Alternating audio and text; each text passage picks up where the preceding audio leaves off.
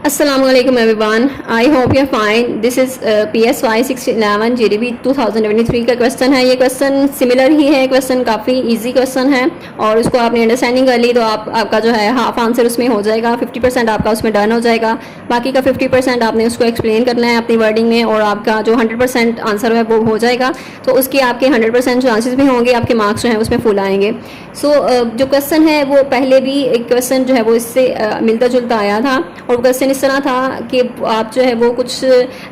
जो लोग हैं जो साइकोलॉजिकल डिसऑर्डर से सफ़र कर रहे होते हैं, वो लोग साइकोलॉजिकल सर्विसेज जो अवेल को साइकोलॉजिकल जो सर्विसेज हैं उनको अवेल क्यों नहीं करते, यानी जो साइकोलॉजिस्ट के पास या किसी थेरेपिस्ट के पास या किसी भी प्रोफेशनल के पास वो क्यों नहीं जाते और अपना ट्रीटमेंट क्यों नहीं करवाते। तो ये क्वेश्चन था और अब ये जो क्वेश्चन है वो भी उससे काफ़ी हद तक मैच करता है। यानी इसमें ये पूछा गया है कि हम इसमें बहुत कॉमन जो हमारा मिथ है कि लोगों का मिथ है, यानी लोग जो है वो मिसअंडरस्टैंड करते हैं या फिर मिसकंसेप्शन कह लें, लोगों में बहुत हद तक ये पाया जाता है कि जो भी थेरेपी वगैरह लेता है वो क्रेज़ी है या वीक है। यानी आप अगर किसी को बताते हैं कि आप साइकोलॉजिस्ट के पास जा रहे हैं या थेरेपिस्ट के पास जा रहे हैं तो कॉमन जो है ना लोगों को यही सुनने को मिलेगा कि पागल हो गए हो या फिर नफसियाती है, ये पागल है या फिर इसको दौरे पड़ते हैं या जिसकी वजह से भी। तो इस तरह के बड़े कुछ फ़नी कमेंट्स भी मिलते हैं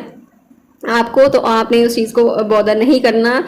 बल्कि इग्नोर करना है, बिकॉज काफ़ी लोगों को उसकी चीज़ के बारे में अवेयरनेस नहीं होती, लोग अनअवेयर हैं उसके बारे में, उनके प्रॉपर नॉलेज नहीं है उनके पास। तो इस वजह से उनके जो भी ये कमेंट्स होते हैं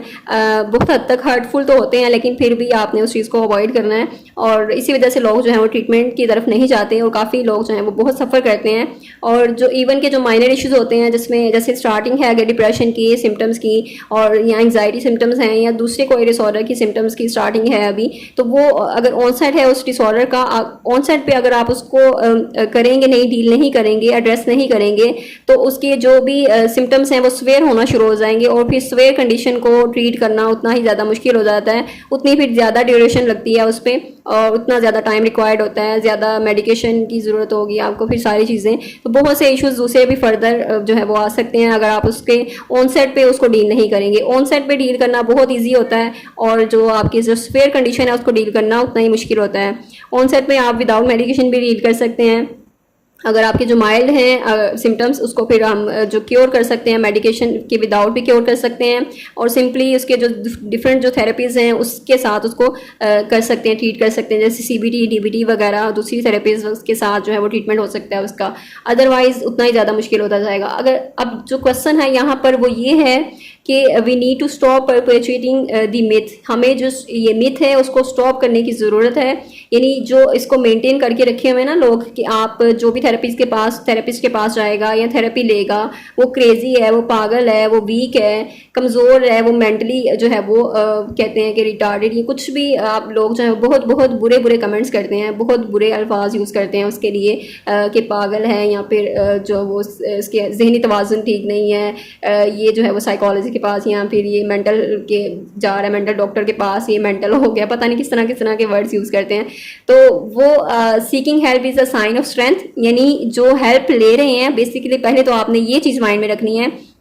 अगर कोई भी इंसान अगर कभी भी ये सफ़र करे डिप्रेशन से या एंग्जाइटी या कुछ भी सिम्टम्स से फील हो या मेंटली तौर पे वो बहुत ज़्यादा डिस्टर्ब हो जाए, तो अगर उसके पास कोई भी वो हेल्प उसे रिक्वायर्ड है और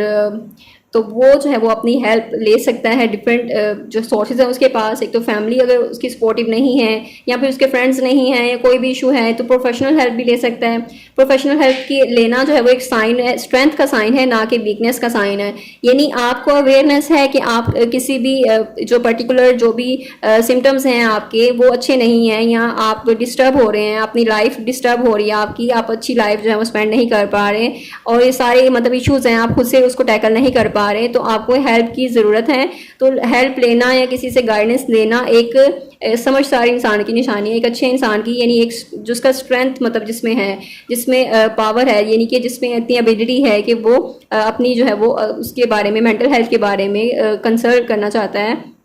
या फिर मेंटल हेल्थ के हवाले से सीरियस है। तो ये सारी चीज़ें, और it's time for the media to start portraying the mental health professionals in a more accurate and positive light. यानी अब जो पहले जो हमने चीज़ें देखी हैं, जो हमारे पास्ट में जो चीज़ें हुई हैं, यानी जो प्रोफेशनल्स वगैरह होते थे ये मेंटल हेल्थ को ट्रीट करना, तो वो बहुत बुरे तरीके से भी ट्रीट करते थे, और काफ़ी मतलब इस तरह के मिथ्स वगैरह लोगों में कॉमन हो गए हैं, जिसकी वजह से लोग जो हैं वो हेजिटेट करते हैं या फिर फेयरफुल हैं कि वो किसी प्रोफेशनल के पास जाएं, कि प्रोफेशनल जो है वो डिफरेंट जो है वो उन्हें उस तरह की थेरेपीज ना दे दें, या फिर वो उसमें एडमिट ना कर ले मेंटल हॉस्पिटल में, या फिर इस तरह की कोई चीज़ें ना हो जाएं। तो लोग जो हैं वो उनके बारे में बहुत ज़्यादा मिथ्स हैं प्रोफेशनल्स के बारे में भी। तो अब मीडिया को यहाँ पर चाहिए कि मीडिया अपना रोल प्ले करे, और मीडिया जैसे कि बहुत ज़्यादा एक्टिव रोल प्ले कर सकता है अवेयरनेस को इन्हेंस करने में, अवेयरनेस वो फैलाने में, कि वो लोगों को अवेयरनेस दे कि मेंटल हेल्थ प्रोफेशनल जो हैं वो पॉजिटिव लाइट में उसको एक्सप्लेन करे कि कैसे बहुत ज़्यादा डिसऑर्डर्स को ट्रीट करते हैं, या लोगों को एक हेल्दी लाइफस्टाइल की तरफ लेके जाते हैं, उनका लाइफस्टाइल अच्छा होता है,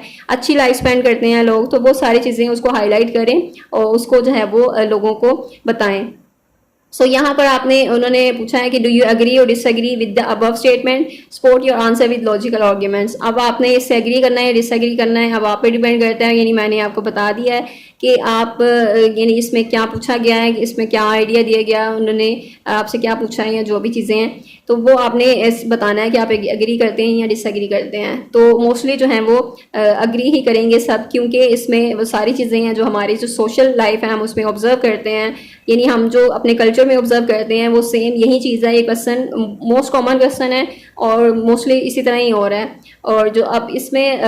जो मीडिया है वो रोल प्ले कर सकता है, तो आपने इससे एग्री करना है, उसके बाद आपने अपने आंसर को सपोर्ट करना है, लॉजिकल आर्ग्यूमेंट्स देने हैं। सॉल्यूशन में ही आपने बताना है कि आप एग्री करते हैं स्टेटमेंट के साथ, तो फिर आपने नेक्स्ट कि हमें इस चीज़ को स्टॉप करना चाहिए। ठीक है कि लोगों को अगर वो थेरेपी लेते हैं तो उनको क्रेजी या वीक नहीं समझना चाहिए, बल्कि वो मेंटल हेल्थ अगर उसमें इश्यूज हैं उनके कुछ, तो ठीक है उनको वो टैकल करना चाह रहे हैं तो दैट्स गुड, और उनकी वो एक स्ट्रेंथ की निशानी है, ना कि उनके वीक होने की निशानी है, बिकॉज वो अवेयर हैं अपनी कंडीशन के बारे में और उसको वो सॉल्व आउट करना चाहते हैं। So that's the sign of strength. Next है कि मीडिया बहुत इंपॉर्टेंट रोल प्ले कर रहा है कि आप प्रोफेशनल्स जो हैं उनको एक्यूरेट या पॉजिटिव लाइट में उसको वो